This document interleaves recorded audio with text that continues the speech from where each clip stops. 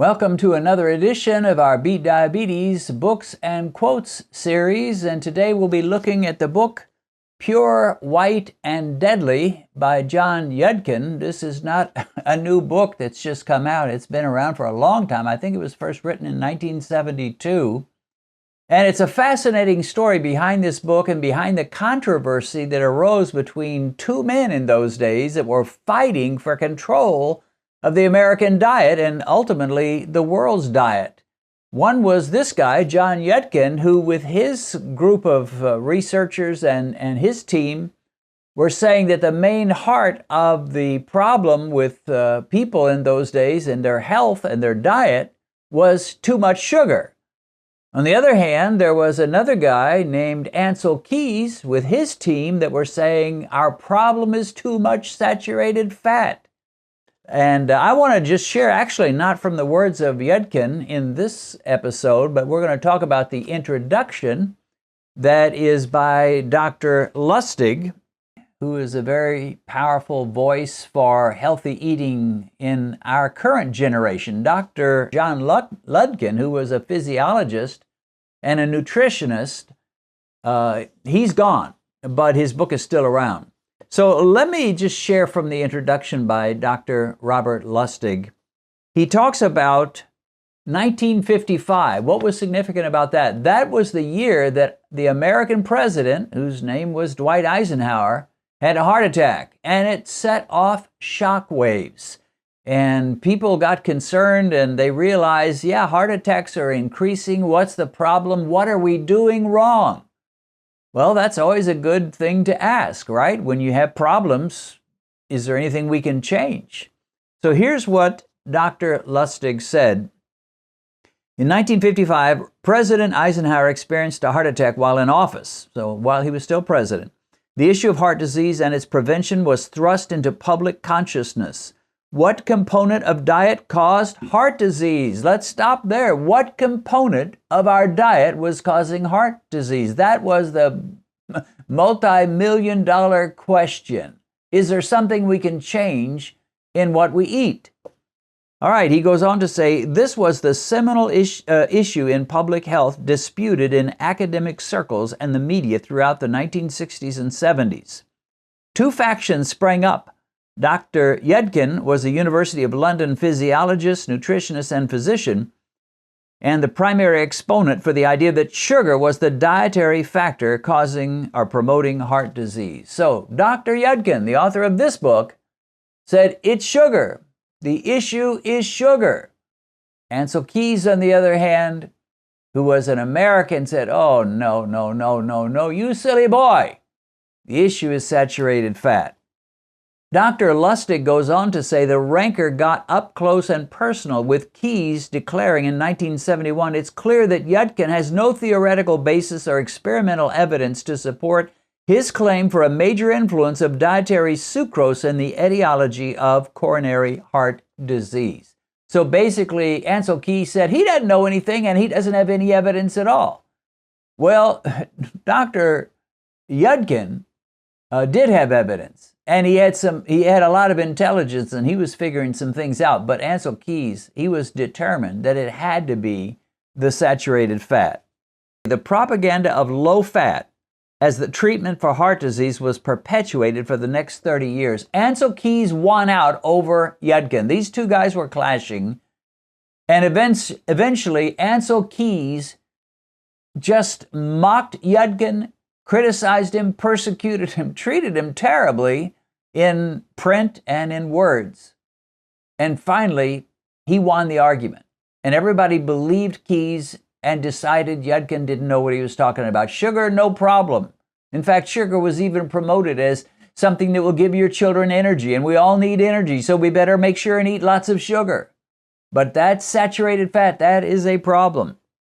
So he says the propaganda of low fat as the treatment for heart disease was perpetuated for the next 30 years, and the cluster of diseases, obesity, diabetes, hypertension, lipid problems, heart disease, collectively termed the metabolic syndrome, increased in a parabolic fashion under the canopy of the sugar industry and their propaganda machine.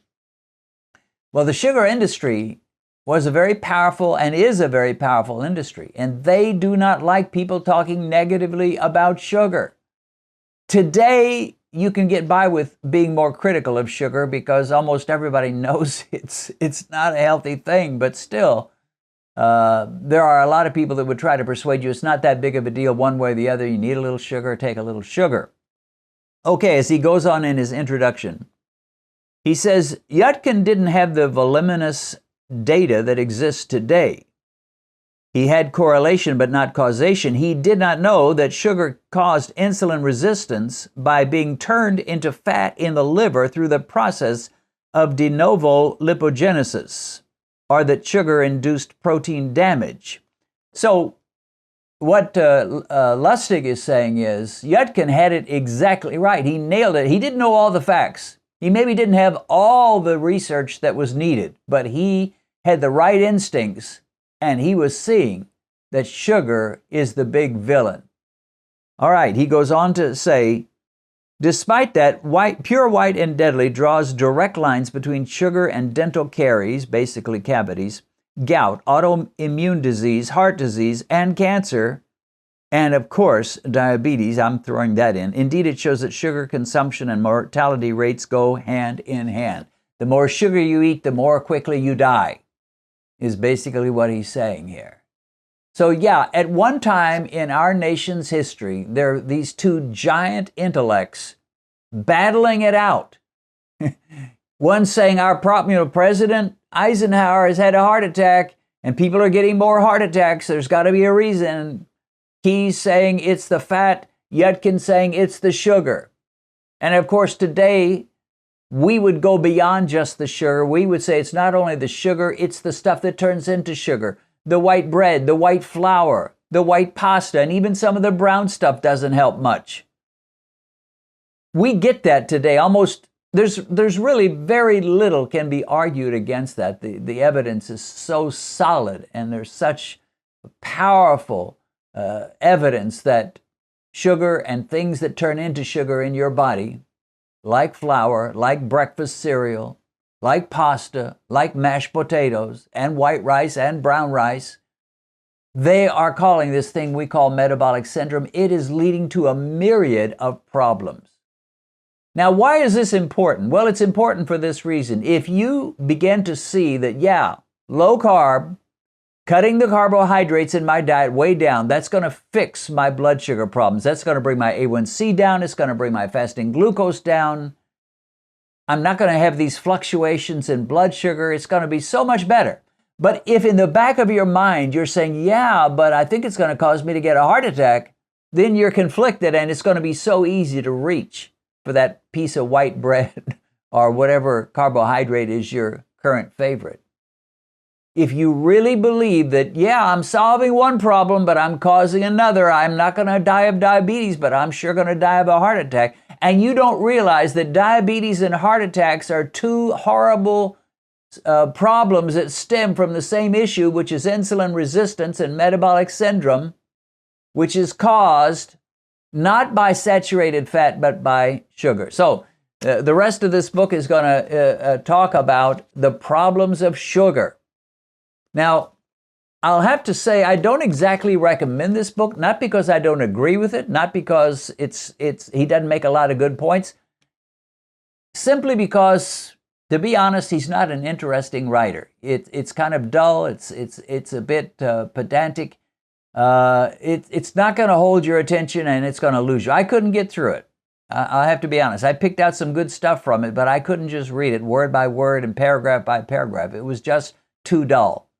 So that's a problem with a lot of people. They're smart, they're intellectual, they know a lot of good stuff, and they can share some good stuff, but they're just not good writers. So I hate to say it, this guy wasn't the greatest writer, but he had some great ideas. And it turns out he was right, folks. He was right. Ancel Keys was wrong, saying that saturated fat was the problem. But if you still hold on to that, if you still reach way back into the 1970s and pull that old worn out idea into your own consciousness and heart, it's going to be hard for you to stick with a keto diet, because you're going to always be thinking, yeah, but what about the heart attacks? Yeah, but what about the strokes? Yeah, but I'm solving one problem and causing another. Isn't there something that will fix both? Well, there is something, and it's called a low carbohydrate, time restricted eating kind of a diet. But you got to get rid of that thinking, and you got to realize that your main enemy is not that steak. It's not the avocado. It's not the nuts that have quite a bit of fat to them. It's not eggs. It's not bacon. Your enemy is sugar and processed food and white flour and, yeah, even brown flour. The high carbohydrate foods, they are the villain. They're the bad guy. They're out to get you, my friend. They're out to get you. But you've got to get it straight in your mind that they are your enemy, not the fat. I want to remind you that starting September 1, we'll be doing another one of our Beat Diabetes challenges to become non-diabetic by Christmas. That's just under 4 months. And I believe most of you can get there. You can get your A1C under 6.5. I don't care how high it is. Most of you can get there. And even if you cannot quite make it, I believe you'll see major progress. And that's not too bad. I'll be sending you emails, normally once a week, and they'll have links to various videos, some of mine, some of the ones I consider my very best videos, most important ones, and some from other people, various doctors and nutritionists. So you want to be sure and sign up. How do you do that? Well, you send an email to me at grace@spiritofgrace.org and write the words "Count Me In" on the subject line. We've got hundreds that have already signed up. I just made one video about it, but now we're going to announce it for a few weeks. And then after about the first week of September, we'll stop taking new registrants. So you got to get signed up in the next few weeks. Beat Diabetes by Christmas. What a Christmas gift that will be for you to see that A1C drop down below the diabetic level. And imagine how thrilled your doctor's going to be. At least he should be. God bless you.